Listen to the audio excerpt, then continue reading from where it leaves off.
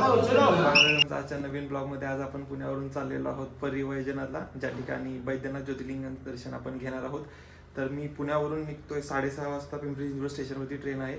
आपल्यासोबत आज आशिष असणार आहे. आशिष 4 वाजताच पनवेलमधून निघालेला आहे. पनवेल नांदेड असं ह्या ट्रेनचं नाव आहे. तर ही 4 वाजता पनवेलमधून निघते आणि दुसऱ्या दिवशी सकाळी 5 वाजताच्या दरम्यान तुम्हाला परिवैजनाथला पोहोचवते. नंतर आमचा प्लॅन आहे की औंढा नागनाथला सुद्धा जायचं आणि औंढा नागनाथचं सुद्धा दर्शन घ्यायचं. कसं ट्रिप होते पाहूया. पिंपरी चिंचवड रेल्वे स्टेशनवरती आता पोहोचलोय. 6:30ची ट्रेन आहे. बरीच डेव्हलपमेंट झाले वाटतं इकडं आणि अंडर प्रोग्रेस आहे बऱ्याच गोष्टी. प्लॅटफॉर्म नंबर 2ला आपली ट्रेन आहे. एंट्री केल्या राईट साईडला. Waiting for the train. Finally the wait is over. ट्रेनमध्ये बसल्या पहिली गोष्ट काय करायची तर आशिषचा स्टेटस ठेवायचा की आशिष निघालाय कुठं तरी. भेटूया आता दौंडमध्ये काय तर जेवायला मागवायचं. काय मागवायचं बघूया काय चांगलं असेल ते. ट्रेनमध्ये फूड तुम्हाला ऑर्डर करायचं असेल तर त्यावेळी तुम्ही ऑर्डर ऑन ट्रेन करायचं आणि इथं तुमचा टिक तुमची इथं आलेली असते. त्यामुळे तुम्ही इथं क्लिक करायचं आणि या ठिकाणी तुम्ही ऑर्डर करू शकता आणि तुमच्या सीटवरती डायरेक्ट जेवण येऊन जाईल. आशिष सर जरा मदत कर म्हणलं तर कायम मदत करायला नकार देणार आशिष. काय बोलायचं आता. खूपच सेवा करतो. अनुज म्हटला एकटाच गेलाय स्वी फिरायला. आशिष काय दुसऱ्या ग्रुप सोबत आहे. तेवढं सगळी दुःख एका बाजूला आणि शेजारच्या सीटवरती रडणार बाळ असणं हे दुःख एका बाजूला.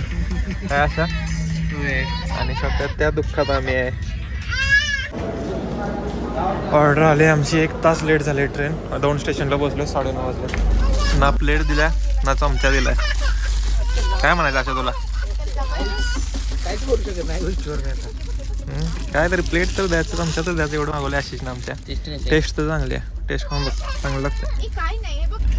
10 वाजले आता आणि आशिषची झोपायची तयारी सुरू झालेली आहे. बेड बनवला आहे आणि होप्स सकाळी 5 वाजेपर्यंत टायमिंग दिलं आहे. पण 6 तरी पोचू का अशा.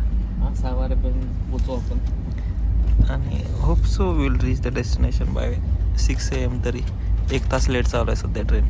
भेटूया आता सकाळीच. आता काही मोबाईल बाहेर काढत नाही.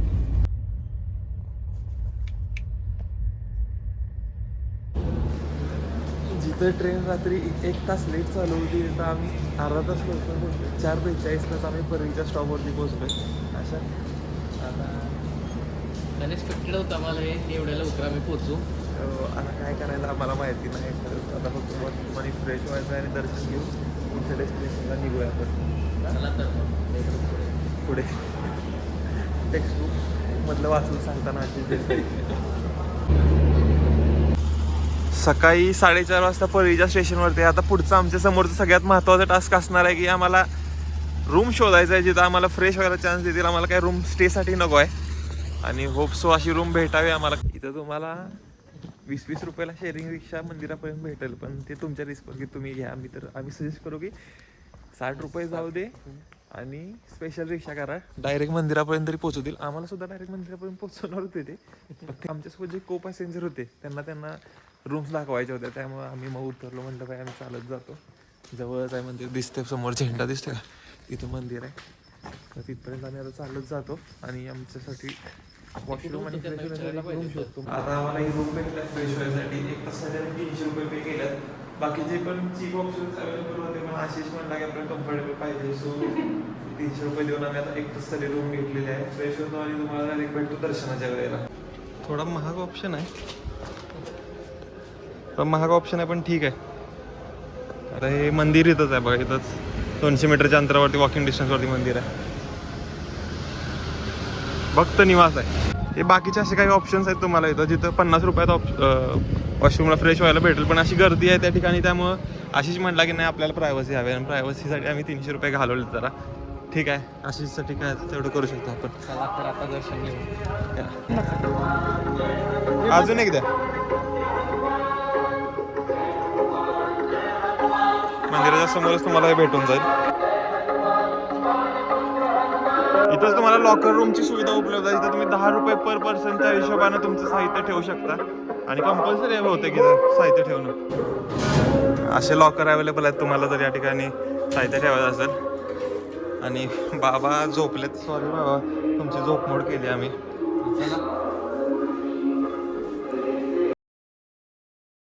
प्रवेश झाला आता आपला मंदिरात. पाहू शकता कसं आहे मंदिर इथं. खूप शांत आहे. असं वाटतं की 5-10 मिनिटात मंदिरात दर्शन होऊन जाईल. 5-10 मिनिटात अशा होऊन जाईल.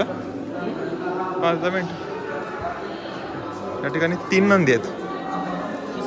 हो, असं म्हणतात की प्रदक्षिणा घालतात महाराज 3 वेळा. पहाटे 4 वाजता, दुपारी 12 वाजता आणि संध्याकाळी बहुतेक 5 वाजता. त्यासाठी 3 नंदी अशी आख्यायिका आहे या ठिकाणी. आता आतमध्ये दाखवायचा प्रयत्न करतो जर अलाउड असेल तर.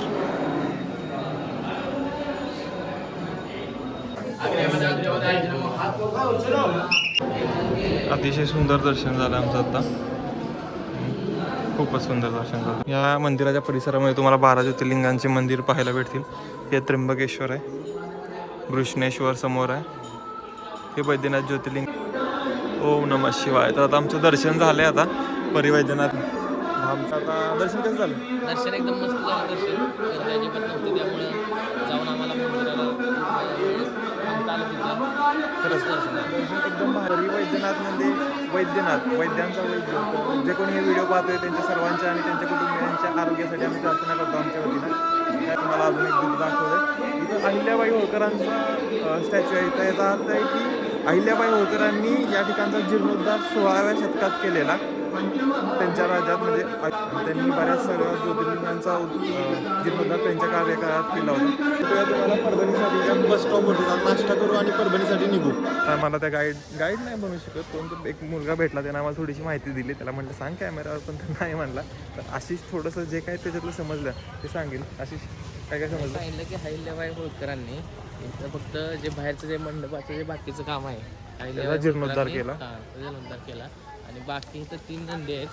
ते असं मानलं जातं की 3 नंदीचं तुम्ही दर्शन घेतल्यानंतर तुम्हाला जे काय आहे रोगराई काय असं आहे इथं थोडक्यात म्हणतात की नष्ट होते. त्रिकाल दर्शन पहाटे 4 वाजता ते 7 वाजता, दुपारी 12 वाजता आणि परत संध्याकाळी 6 नंतर असं त्रिकाल दर्शन या ठिकाणी घेतलं जातं. आणि अशी इथं एक अशी मान्यता आहे की इथं महादेवाला तुळशीची पानं आणि विष्णूला बेलपत्र वाहलं जातं. असं महत्त्व या ठिकाणचं आहे. तर भेटूया आता परभणीच्या रोडला आपण. आपलं लगेच घ्यायचं आहे. मंदिराच्या बाहेरच तुम्हाला खायसाठी बरेच ऑप्शन्स अवेलेबल आहेत. आता परळीच्या बस स्टॉपला पोहोचलोय. आता आम्हाला इथून 2 ऑप्शन आहेत. 2 ऑप्शन काय आहेत तसे आपल्याला? एक तर डायरेक्ट आपण इथून परभणीला पण जाऊ शकतो आणि परभणीवरून औंढा नागनाथला पण जाऊ शकतो, किंवा डायरेक्ट बस आहे. तुम्हाला जर का पुढे दर्शन लवकर यायचे असेल, कारण की तिथं 2-3 तास जाते दर्शनासाठी, तर तुम्ही डायरेक्ट ऑप्शन तुम्ही चूज करू शकता. डायरेक्ट औंढा नागनाथला 8:40ला डायरेक्ट औंढा नागनाथची बस आहे, लक्षात असू द्या. तर तसं प्लॅनिंग करा. आमचं प्लॅनिंग सुद्धा तसंच आहे.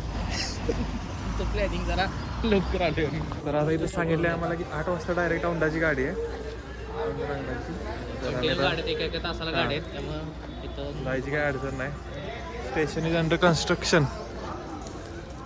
समोर परभणीची गाडी आहे, पण आमचा भाऊ चल कशा जाऊया. आणखी जाऊ की 8ला म्हणलाय तेव्हा 8ला गाडी बघू. पण याचं म्हणणं आहे की औंढा नागनाथलाच जायचं. इथं आता व्हाईट प्लेट गाडी आहे जी की नॉनस्टॉप असेल ऑलमोस्ट. नाही नॉनस्टॉप तर नाही.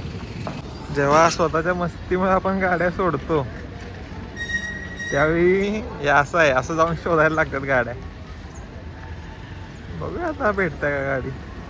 काय आलं आता तरी जायचं का? आता ही परभणीची बघूया आता ह्यात तरी म्हणतोय का बसायचं का नाही. एकदा परभणीची गाडी आम्ही सोडल्या थँक्स टू आशिष सर. कारण मागका तर मागच्या सीट शिल्लक आहे. म्हणला मागं नाही बसायचं कारण की मागं त्रास होतो बसायला या पाठीला. औंढा नागनाथची बस भेटल्या आम्हाला 7:15 झालं. आता नाही का त्या ज्या बस सोडल्या ना त्या पुशबॅक होत्या, त्या भारी होत्या. आता या अडचणीत बसलोय, पण ठीक आहे. शेवटी काहीतरी तडजोड करायला हवी तुम्हाला डायरेक्ट पोचायचं. पण डायरेक्ट सुद्धा 118 किलोमीटर आहे आणि वाया परभणी सुद्धा 118 किलोमीटर आहे. आणि महत्त्वाचं म्हणजे हा बसचा सुद्धा परभणी स्टॉप आहे. ठीक आहे, त्याला भेटूया आता डायरेक्ट औंढा नागनाथला. बाय.